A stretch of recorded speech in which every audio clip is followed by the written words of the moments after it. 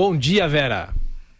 Bom dia, Thiago, para você, para todos aí no estúdio e para os nossos ouvintes e internautas nesta manhã de quarta-feira. Ô Vera, bem cedo eu li a sua coluna no Estadão e na sua coluna de hoje você afirma a respeito da decisão de ontem da segunda turma que ela não apenas abre uma brecha, mas escancara a porta para a defesa de Lula tentar anular inclusive a condenação do ex-presidente.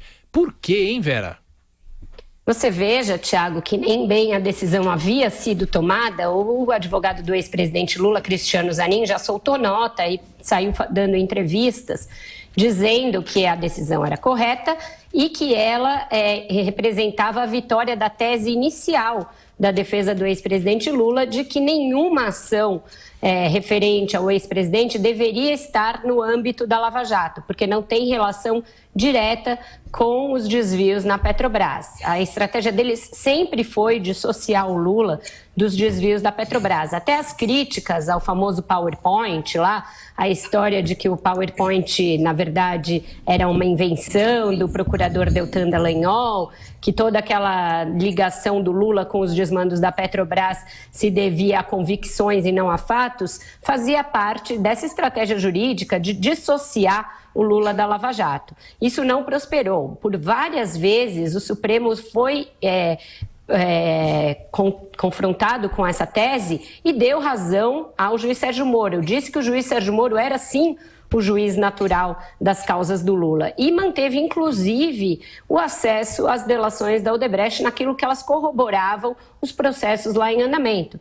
O juiz Sérgio Moro, inclusive, foi o que colheu os depoimentos dos delatores da Odebrecht que levaram a essas conclusões sobre o sítio de Atibaia, sobre a cobertura de São Bernardo, sobre o terreno lá do Instituto Lula no Ipiranga e o triplex do Guarujá. Você veja que os processos contra o Lula são quase um banco imobiliário da propina, só tem imóvel.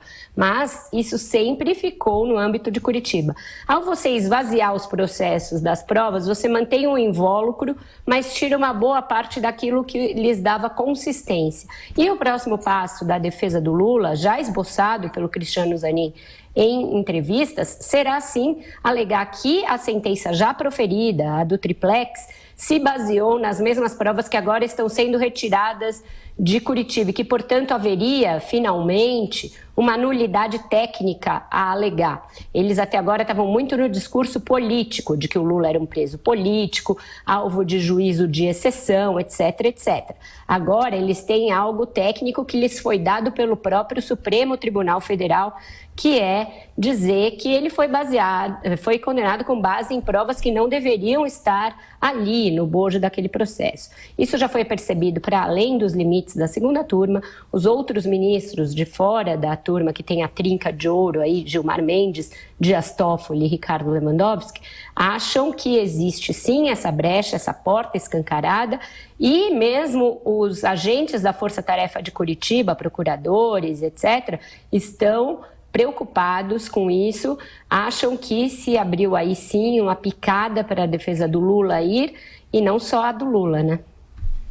Aliás, bom, se foi declarado nulo, que é nulo não gera direito, eu não sei se houve declaração de nulidade, mas outros réus estão querendo entrar nessa boca aí, né, Vera?